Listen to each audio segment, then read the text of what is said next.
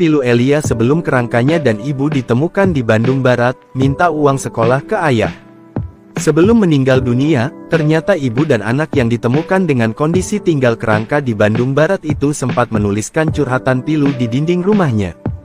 Adapun kerangka ibu bernama Indah Hayati, 55, dan anaknya Elia Immanuel Putra, 24, ditemukan dalam rumah mereka di Perumahan Tani Mulia, RT 11/15, Desa Tani Mulia, Kecamatan Padalarang, Kabupaten Bandung, Senin, tanggal 29 Juli tahun 2024.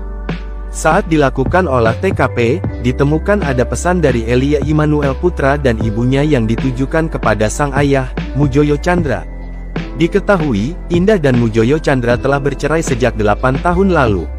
Pilunya, Elia Immanuel Putra curhat ayahnya yang tidak menempati janji untuk membiayai sekolahnya. Bahkan Elia Immanuel Putra, 24, ini akan membawa janji ayahnya hingga meninggal.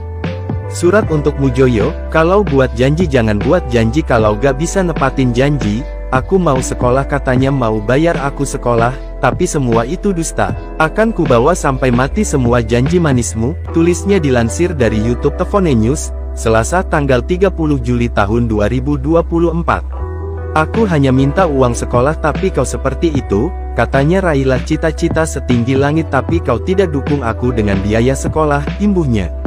Dalam tulisan itu, sang anak juga meminta maaf kepada ayahnya karena tidak bisa menjadi anak yang sempurna.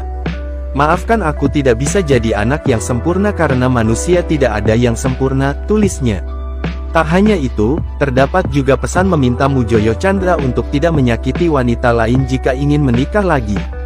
Jikalau kau menikah lagi, aku harap kau jangan menyakiti istri ketigamu nanti. Aku lihat kau sudah meminang istri baru lagi kan, yang dari Ciamis yang foto bersamamu itu dipajang di FB Hendra Setiawan, katanya. Sebelumnya, awal penemuan dua kerangka ibu dan anak itu bermula saat mantan suami korban datang ke rumah di Bandung Barat KBB, Jawa Barat. Setelah pintu terbuka dan dilakukan pengecekan di dalam rumah, kata Kusmawan, akhirnya dua kerangka mayat ibu dan anak tersebut ditemukan di tempat tidur. Posisi saat ditemukan, kerangka tersebut terbaring di tempat tidur. Jadi, yang ditemukan ada dua kerangka yang diduga ibu dan anak, posisinya di dua kasur yang berbeda, kata Kusmawan. Ia mengatakan, rumah tersebut milik ibu dan anak itu, selama ini mereka mengunci diri atau dikunci dari dalam karena saat suaminya akan masuk, pintunya harus dijebol. Jadi, selama ini ibu dan anak itu tidak berkomunikasi dengan warga setempat, termasuk dengan suaminya, ucapnya.